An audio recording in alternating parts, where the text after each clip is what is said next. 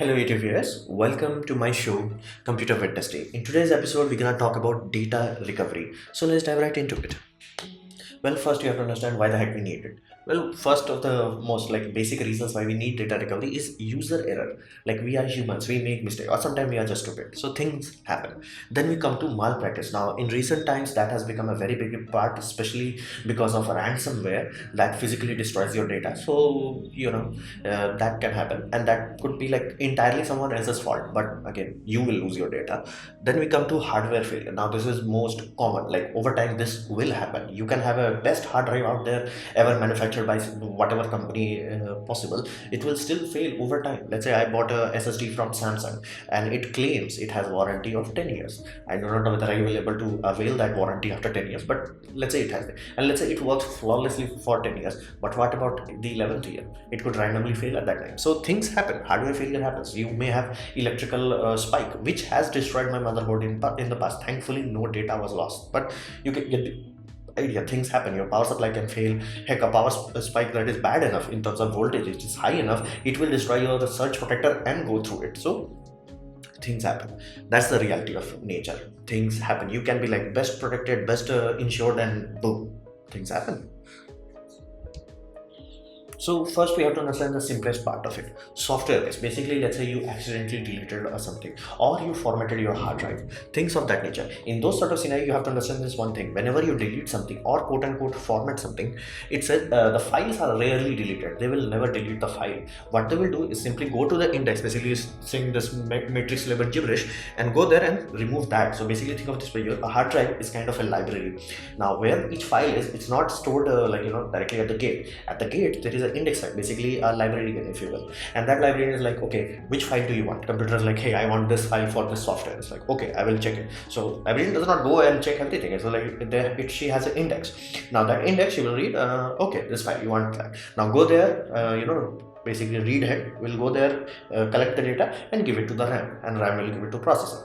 Everything works out like this. Now let's say a computer gave a command, hey, delete this file. So what does happen? Now let's say that file, the book that was in the library, she will not touch it. She will simply look at the index, take out that page where that file is stored, that throw away that page. That's it. Nothing else will happen. So what does that mean? That simply means when you rewrite something, basically, because you will see that space has opened up. Let's say you deleted 5 GB of file, 5 GB are now available. Now let's say you ported in new file. So where does that go? That will go where the index page is empty. Now it will like, okay, these places are empty, send the book. Now read height will go there, write the file, and the way it writes the file, it destroys the past file. So and if you deleted something, nothing has happened to your file unless it has been overwritten. So give you a simpler context. You have a memory card in your camera, you took some photos, you dumped that photos in your computer, you did the editing, everything fine, everything is dandy, and you deleted the file from your memory card. So thinking like, hey, if the memory card is not very big, or maybe you want an empty memory card so for your next shoot, let's say 2-3 months have passed, you have not done anything with your memory card. It's just sitting there in collecting dust, and then randomly you realize, holy damn, I did not back up those photos, and you look for those photos, you have accidentally deleted, the hard drive failed or something happened. Now you want to recover it. Basically the flash chip you have from your memory card, it's completely intact. You can take that memory card, try to back up data from it, and there is a very good chance you're going to recover almost every file, simply because the index was deleted. So when camera was about to rewrite, it will simply look for the indexes. Like it never touches the data. Actual data is intact here as far as rewritten has not been. But now if you have rewrote it, forget about that. One rewrite can destroy your file. 2-3 rewrites, there is no chance in hell you can recover data. So that is the one thing you have to understand. Whenever you delete, even a shift delete, all you are doing is deleting the index. So your file is quote unquote safe as long as it has not been overwritten. So let's say you have like in my case, I have a hard drive which has an operating system. Then I have another hard drive which have all my data, TV shows, my photos and all that jazz, my YouTube videos and all that. Now if I delete something and I do not overwrite it, the file is there quote unquote intact, quote unquote safe, as long as I do not copy paste something new there. The moment new file is there, the probability of me recovering data goes down. And this is one thing I will specify very clear. If your data is encrypted, basically if you have a Apple laptop or some SSDs that try very hard for security reasons to encrypt the data, if something bad happens, that data is gone. Encryption is a last resort kind of scenario. It's not for protecting your data, it's for destroying it in case somebody, steals your laptop, or somebody finds your laptop in a dumpster and is like, yeah, I'm going to recover the data. And and if it's an Apple owner, there is a very good chance they have a deep bank account. So they cannot rip off your data simply because the encryption will make it useless. However, that's a new kind of situation. So if you accidentally destroy your laptop, forget about data recovery. If it's encrypted, there are very few people on this planet that can truly recover it. So, and there is another aspect. If you download any recovery file software like that claims that is gonna recover data, maybe you have bought SD cards, and there is a 1 year license coming with those kind of system for like legal full-fledged recovery software. Those will show you very old files, but be mindful, if the files are very old, it will not recover. It will recover something like this, simply because these places would have been rewritten. The index may be intact. Index will be like, yeah, go to this sector, and you should find data, but the data would be someone else's data because it has rewritten. So do not expect try to recover something that has been rewritten. If it's rewritten, forget about it. It's like just forget it. Now, in case of format, let's say you had one hard drive, you formatted the damn hard drive, so the amount of space, that 20-30 gigabyte that you have rewritten, now that would be destroyed. Now that simply means the chunks, because chunks are not logically arranged. It's not like 1 2 3 4 5. It's like one is here, next is like 500, then another one is 2000. So you will have random scattered data like that, but majority of your data should be intact, even in case of a format where everything is from the basically the operating system. But be mindful, if it's like 3 terabyte, you're gonna recover only 2.5 terabyte, especially if the files are not too scattered. So be mindful of that. You do not delete the file, you only delete the index. And that is why there are some professional file delete applications. So if your data is like very critical, you have to make sure that once you're done with this file, the file cannot be recovered. It will do that. It will, like, instead of deleting the index, it will go to directory, rewrite those files with white noise, and then after that it will do that 2-3 times just to make sure by some miracle nobody able to recover the data. So that's the software aspect of it. Then we come to the hardware fault. Now this is the most common thing, and I'm reasonably sure almost all of you who are watching my video have experienced this in one point or the another. I have recently have this hard drive fail, then have this hard drive failed. So it's a common thing, and it happens. And I specified in my basically another videos, where you are making a professional machine, be mindful. Hard drives like these are consumables. You're gonna consume this every 3 to 4 years. So, and please they have a serial number which you can index in a Google spreadsheet and be like, okay, I bought this, so have a timer set for that. So after 3 years it warns you, it's like, bro, get a new hard drive because it's about to die now. So it happens. Now what should you do? First thing, stop using it. If the data is important, stop using it in like, just stop. That's it. Like, if you're noticing something like funny, like it's taking too long to read data, or something bad is happening, do not do anything, just stop. Then disconnect the damn hard drive, then connect a USB or CD for booting purposes. Basically, do not boot from the hard drive if the data is on that damn hard drive. Do not boot from them. So boot from something else. Generally USB is more prominent, and then try to recover data. And be mindful, every time you try to do that, you will destroy the drive. So it's a kind of last resort. Now do not do that if the data is actually important. Basically, it's instead of like nice to have, it's kind of like must have. Do not try to do this. Please go to a pro.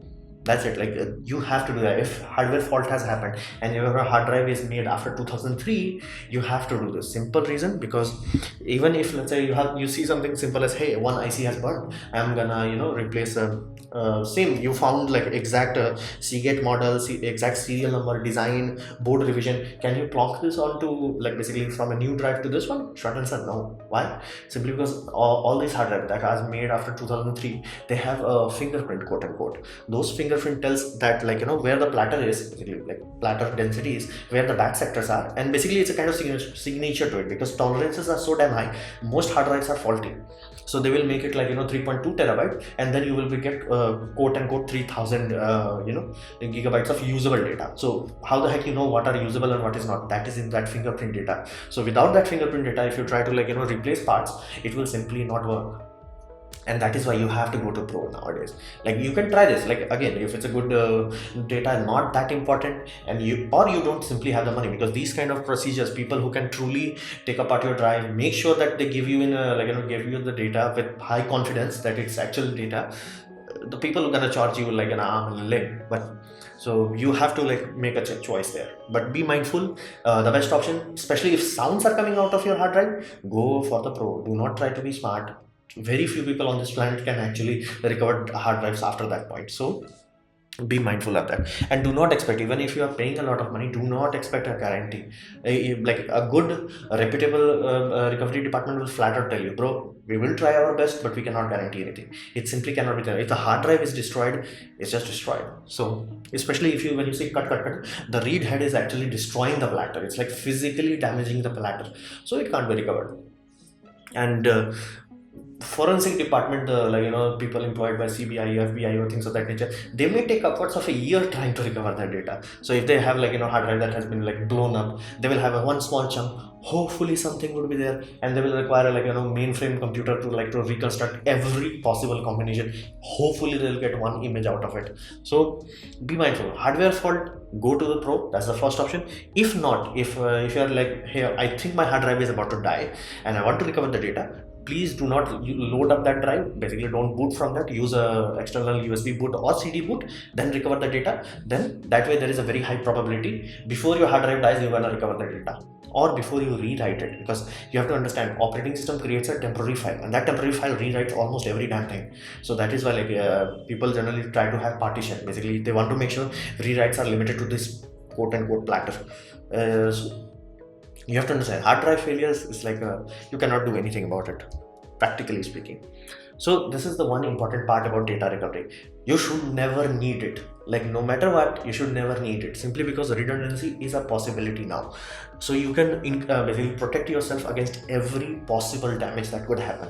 That's the first thing. Like that's the reality now. Like a few years ago it was not possible, now it is. So you can protect yourself. Let's say in my case, I have a SSD, that is my operating system. What happens if my SSD dies? Yeah, I have to buy a new one and I have to reinstall every damn thing. Yeah, frustrating, tedious, expensive, wasteful, but not destroying to me. What about my videos that are for YouTube and all that? Yes, those are physically bad. Like I have 3 physical hard drive, so the likelihood, even with a power spike, all 3 hard drive will die at the same time. It's unlikely. So I could have a scenario where one died and my data was intact, important data. Again, I lost my movies and all that, but again, those are not important nowadays. So that is one easiest way to protect yourself against physical fault, because hard drives do die. Like it is a consumable. You're gonna die, like you're gonna have a hard drive failure in like 3 to 5 years. Again, if you are using it very slowly, then it may last longer, but it's a inevitability. Then you have offline backup. Now this is the best protection against ransomware. Think of it this way: you have external portable hard drive, you backed up all your important data, and you disconnected this is very important. You must disconnect it. Now the reason why you have to disconnect, simply because if ransomware hits your computer, basically it will destroy every single connected data, hardware itself, excluding your mobile phones. Apparently mobile phone can block USB encryption data somehow. Like they may simply like what the hell is happening, they might not, because there is an Android operating system there. So you have to make sure that drive is disconnected. So if ransomware attack happens, because you have to understand, many people have this issue also, they paid the ransomware the money, and even the hacker was, let's say, was honest hacker, and they gave you the decryption key, so to say, but your hard drive died the moment you tried to decrypt, because decryption of like 3 terabytes of data is going to be very stressful on the hard drive, and that itself could kill your hard drive. So if a ransomware attack has happened, think of it this way: it's all gone. Like just don't even try to recover it, or like try to pay for it. It's already gone. So the offline backup is the best way. Now again, let's say you don't have hundreds of those external hard drives, or external server. Like if you're Amazon web server, you physically have external servers placed in a different location on a different optical network, completely isolated, to make sure no attack can happen in the 2 places at the same time. So what can you do? Again, if you are in an office and something like that, you will most likely have already seen log tapes. Now these tapes can store 6 to 7 terabytes, so they are a very good solution for office level. For personal use, let's say you want to back up your photographs and all that jazz, Blu-ray, archivable disk. Be mindful, I'm talking about archive disk, not normal disk. Normal disk will not last very long. Archive disk, again, you have to buy an expensive player that can write on those. But again, reading, you can do, any player can read it, but you need expensive player to write it, which has a M disk logo. Disk M logo would be there, so you can use that and back up it up. Once you have backed it up on this, double check whether it's actually there. Then nothing can happen to that, barring you physically destroying it. Nothing can happen to that. So this is the best protection against any virus, any bootware attack, or ransomware. These are the easiest way to protect against ransomware. Just have offline. Then we come to the one good solution nowadays Google is providing is that just back up your photos on Google Photos. Now you might be like, hey, it's not full resolution. Absolutely true, but again, there's a very good chance the old photos that you have is only 2-3 megapixel. Like I have photographs from 2008, so those are not very high megapixel. And Google almost copies it to dicto level, and it allows you unlimited recording. So it's, yeah, it would be nice to have like 12 megapixel photos or 12 megapixel raw files, but again, something is better than nothing. And because of the fact that I can back up everything and categorize it properly, I can back up the, and not to mention there is a feature known as Google Takeout. Type that and find it out, and you can recover all the Google photos in one folder. So you will get that whole data and then back up it up in multiple hard drives. And then this is one critical aspect. All hard drives, because of the importance of the data, even as early as 1992 and things of that nature, people started to create smart. What does that mean? Simply means be smart. So it's something very simple. Each hard drive manufacturer will create a data log. It will say if my bad sectors are above 50 and around 200, you are good. That's my green zone. If you are below like in this green zone, everything is good. Hard drive is working properly. There is no fault with the read head, write head. If my read or write speed is around this point, you are good. If you are having bad sectors, if the numbers are, because they're always, I specified hard drives have a fingerprint, so it will be created and stored in the hard drive stream data point. So you need a software that can read it. So you can use a crystal disk info and it will read it, and it will flat out say well, how good is your hard drive. It will say good, bad, or caution. So that way you can check it. And heck, you can even find temperature sensors. I did not know that hard drives had temperature sensor, all of them. And for some reason, if you're finding, hey, one of your hard drive is running too hot, now first try to fix that, let's say, and then you checked it out, hey, everything is there is airflow and it's clean. Because if you have thick layer of dust on top of it, it will simply not get the airflow or convection needed to cool it down. Let's say you made sure of that and still hot, that means that hard drive has some fault, it's about to die, back up your data. So smart is a very first line of defense. Basically, make sure you keep checking your hard drive, let's say every month. It's just something that monthly you check, and it's like, okay, everything is good. Oh, this hard drive is like in caution, so you back up the important file away from that on the good drives. And then please have redundancy. That's the whole reality of it. There is nothing better than redundancy. Redundancy is something that if you truly have it, like proper multiple layers of redundancy, nothing can damage your file, like nothing. There is a reason why even Canon's this ludicrously expensive Olympic shooter have dual XQD compact flash express slots for that reason. The probability of two things failing at the same time is almost zero. So that is why people have that. Like there is no bypassing redundancy. No data backup can even come close to redundancy, because simply, let's say your hard drive died, something bad happened, you sent it to recovery system, and versus just trying to reread or your Blu-rays or your lot tapes, much better options. So be mindful of that. Redundancy is your best friend, not data recovery. Data recovery is like the last resort. You should never need to use it. So this was my presentation on data recovery. I hope you liked it, learned from it. In that case, please click the like button. If you liked it so much, please share it amongst your friends. That will help me a lot. If you didn't like it, didn't enjoy it, I'd urge you to press dislike, press it twice to show me your disappointment. Please leave a comment because I try to reply to all of them. Subscribe, press the bell icon if you're free, and as always, thanks for watching.